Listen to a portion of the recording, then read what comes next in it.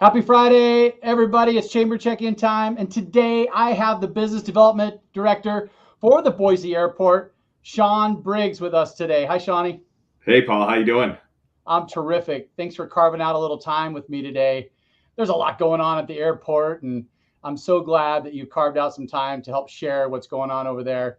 But before we get to you and the Boise Airport, I get to thank our series sponsor for these check-ins. Shawn, you remember when these started a couple years ago, this platform to help share our members' stories and their people and the products and services they have. And Delta signed on to help us stream these conversations. So Delta Dental has been the best-in-class dental insurance provider to Idahoans and businesses for over 50 years. And with that, I'm going to share a fun factoid from their Tooth Truth series. Here we go. One of the benefits to employees in having a good dental plan is that 78% of people are more likely to go in for their preventive and restorative type services. Annual dental checkups is part of prevention. People that have dental benefits are 40% more likely to schedule their routine cleaning. Preventive is so important. It keeps your mouth healthy and it keeps your overall body healthy too.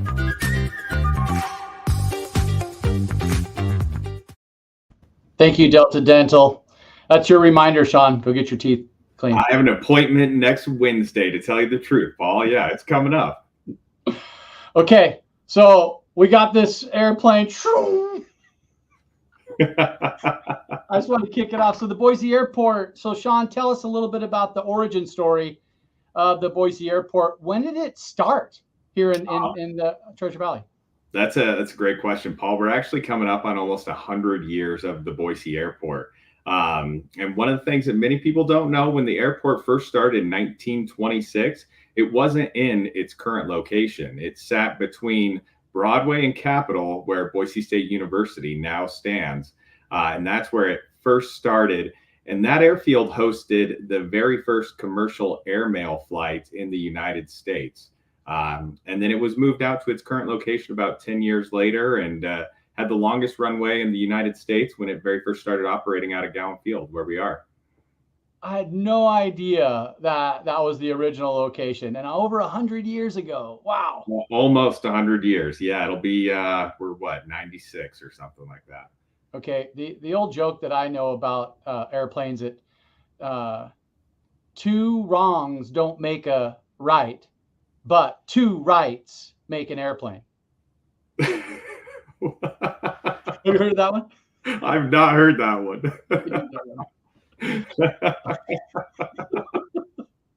Okay, Shawn, tell us a little bit about your story. How long have you been with the airport in your role, and what led you into this career? Yeah, I'm proud to say I'm a Treasure Valley native. I grew up in Nampa, Idaho, went to school at Valley View High School, and then got my degree at Arizona State. And fortunately, when I was done, I came back to Idaho, and my background was marketing, communications, and I worked at a ski resort in Sandpoint at Schweitzer. And then 5 years later, in 2014, got to come back home to Boise, and I started my role at the airport as the marketing manager, and have since moved into business development, where I get to work with our airline partners, try to recruit additional air service, focus on our parking and ground transportation and our properties. It's an exciting industry to be in. Every day is a little bit different at the airport, and there's no mundane to it. It's constantly solving new problems. So I've really enjoyed it. We talk about the Boise Airport all the time. You know, between the Convention and Visitors Bureau, we have a travel and tourism industry advisory board, and Bill Connors used to sit and participate on the airport commission. And travel is huge for the Treasure Valley. It's one of the hubs that brings people in, easy access to downtown. Why don't you tell us a little bit about some of the services and direct flights that are offered currently? Yeah, I mean, it's the amount of nonstop flights and airlines that we have continues to grow and grow. We currently have 27 nonstop destinations Just had an announcement last week that we are adding Reno service with AHA Airlines. That's going to start just before Labor Day. And we're really thrilled to have Reno service back. That's something that our community has constantly been asking for. And we started working with AHA Airlines, and they're able to fill that void. So really excited to bring that back for the community. It's going to operate year round, 3 times a week. We also will see Spirit enter the market with service to Las Vegas in August. And we just had a Velo Airlines start in May as well with service down to Burbank. Which is just a really easy access point if you're headed to the LA Basin area. You mentioned a couple of the providers, the air service providers. How many in total are there that connect in and out of Boise Airport? 9 airlines. Once you count AHA and Spirit that come in August, we'll have 9 airlines that operate in Boise to the 27 nonstop destinations. And of those nonstop destinations, we have service to 8 of the 10 busiest airports in the United States. So we have excellent connectivity, whether you're traveling through LA, Seattle, Atlanta, Chicago. It makes it a lot easier to get places in just one hop with multiple large airports that you can travel through. I love it. On your website, it has a good description of all the different airlines and service providers. Hey, okay, what's going on with construction up there? Well, that's a great question. I mean, as you probably know, the valley continues to grow. We see more and more passengers. In fact, this year we're expected to have a record number of passengers. We're trending 5% up compared to pre-pandemic 2019. And with all that additional demand comes the need for additional infrastructure. And so the Boise Airport, we completed a master plan about 5 years ago, and we have BOI Upgrade, which is our capital expansion plan. It's about a $250 million capital expansion plan. And currently, right now, under construction is a new public parking garage. It is going to have about 1,100 additional spaces. And this is close-in parking that's walking distance to the terminal. We just placed the new Sky Bridge 2 weeks ago. I saw that. Garage, into the terminal. And then we're also building an employee parking garage because, as you can imagine, we have a lot more employees working at the airport with more airlines, more concessionaires, more personnel. So we're building that out. And then as we roll into the next phases, we'll build a rental car garage and service facility. We'll also plan to move the customer service counters over to the new garage as well. And that, again, will be walking distance. There will not be a need to hop on a shuttle to go get a rental car. It'll be close in. People can go to the baggage claim, head and get their rental car. And finally, the culmination of it all will be Concourse A. So a brand new concourse that will extend out to the west. It's going to start with 6 gates, and it has the ability to expand up to 12 in time. The reason we're doing all this is it's demand driven. There's a need for more parking spaces, not only for passenger cars, but for airlines. And we're expecting this is going to take about another 4 to 5 years to complete all of these projects. And we always like to let people know this is fully funded by airport revenue. There's no local taxpayer dollars that go towards these construction projects. Well, 10 years ago, we used to go to the Boise Airport. You could leave downtown with an hour before your flight left and have 30 minutes waiting, right? Now is a little bit different. How can we be better prepared to utilize the service nowadays? Yeah, absolutely. I mean, gone are the days where you can show up about 45 minutes before your flight departs. Our TSA does a phenomenal job of keeping those lines down. But as we get busier and busier, we certainly recommend people show up 2 hours in advance, especially while we have construction going on. That close-in parking is limited. There's a good chance that people will need to park in the economy lot.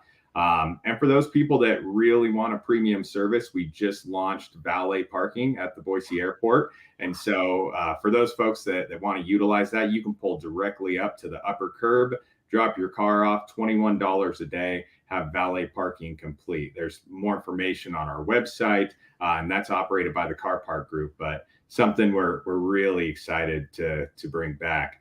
And another item that we just really love, and it's fairly new, it's a couple years old, But the Boise Convention and Visitors Bureau has that welcome center down in the lower level of the airport. And that's been really beneficial for our passengers that are coming in that are new to the region. Not only can they take a cool selfie on a stand-up paddleboard with Whitewater Park in the background, but they can also use the kiosk to search for what restaurants are downtown, what events are going on. It's just an excellent resource for those folks that are coming into the Valley to visit, or they're here for a convention or some sort of business item. I remember maybe it was 5 years ago when you're talking about when you walk into the Boise airport and concessions, they mirror some of the things you'll see that are provided culinary wise in Boise. Tell us about that. Yeah, that was something that was just really, really awesome. And our airport director, Rebecca Hupp, had a great vision when we came to bidding out those new restaurants and shops. But we wanted to create a sense of place. We wanted people to feel like they were in Boise from the moment they got off the plane. And that's why you see Bardenay and 13th Street Grill and Perea. And then the local shops, the News and Gift, we have the Idaho Statesman shop, and the Greenbelt River store as well. And it's just, you feel like you're in Boise when you're in the Boise airport. It doesn't just feel like that normal sterile environment. It's unique, it's nice, and our passengers certainly enjoy it. Yeah, that's so cool. Hey, you were talking about your staff. How many folks are employed through the Boise airport? So the Boise airport itself, as a department of the city of Boise, we have 140 individuals that work for the airport. But when you look at the bigger picture, we have nearly 200 tenants that operate at the Boise airport, and there's just under 5,000 employees whose jobs are located at the airport. So that's everything from airline employees, rental car employees, our concessionaires.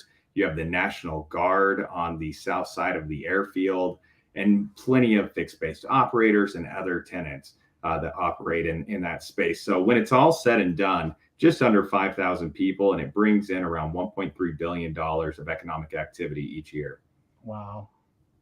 Well, I don't travel much, but I do love the fact that the airport, whenever I go, is clean, it's safe, and it's just my hometown airport. So it's I really enjoy that.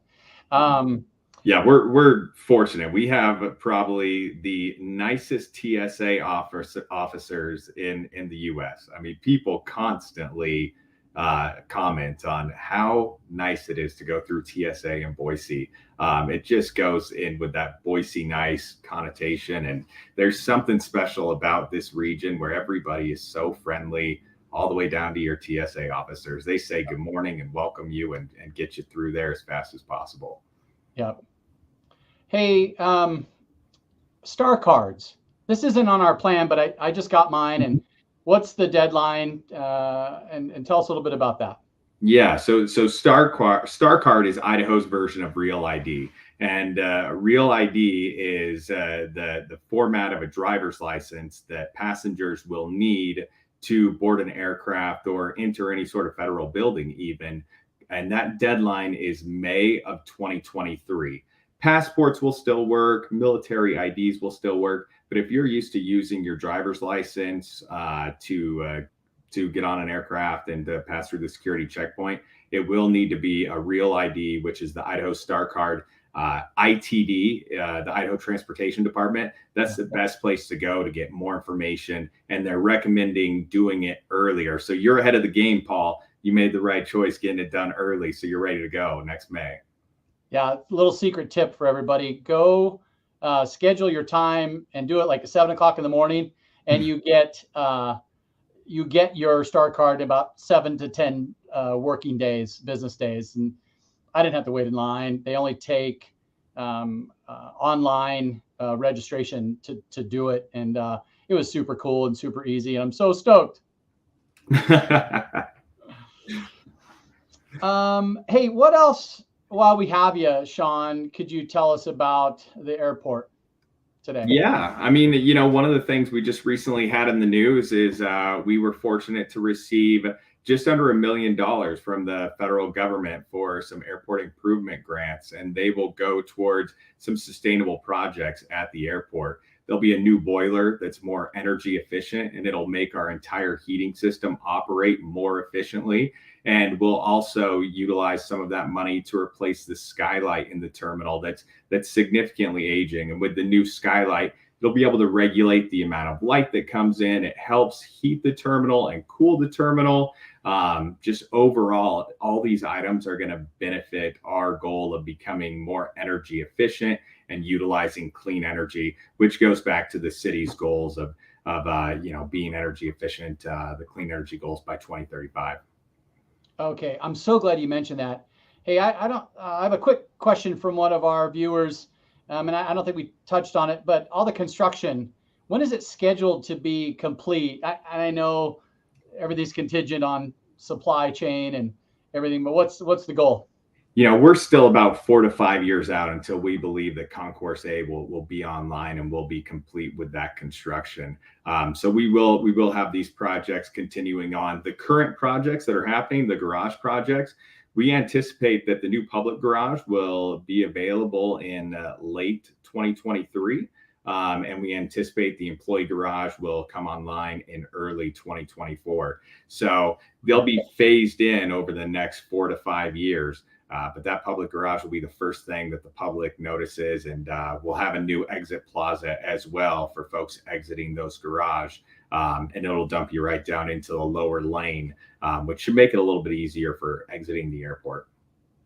Well, I got to tell you, I love the cell phone line. My wife travels a lot, and so instead of just doing loop after loop, I kind of post up, check some emails, make some phone calls.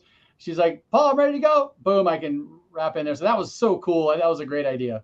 Excellent. I'm glad you utilize it. I'm glad you enjoy it. I mean, we're constantly looking for new ideas to improve the passenger experience at the Boise airport. We want people to have an easy time to come to the airport and travel and fly out and start their trip at the best way possible. And so that's a constant focus of ours.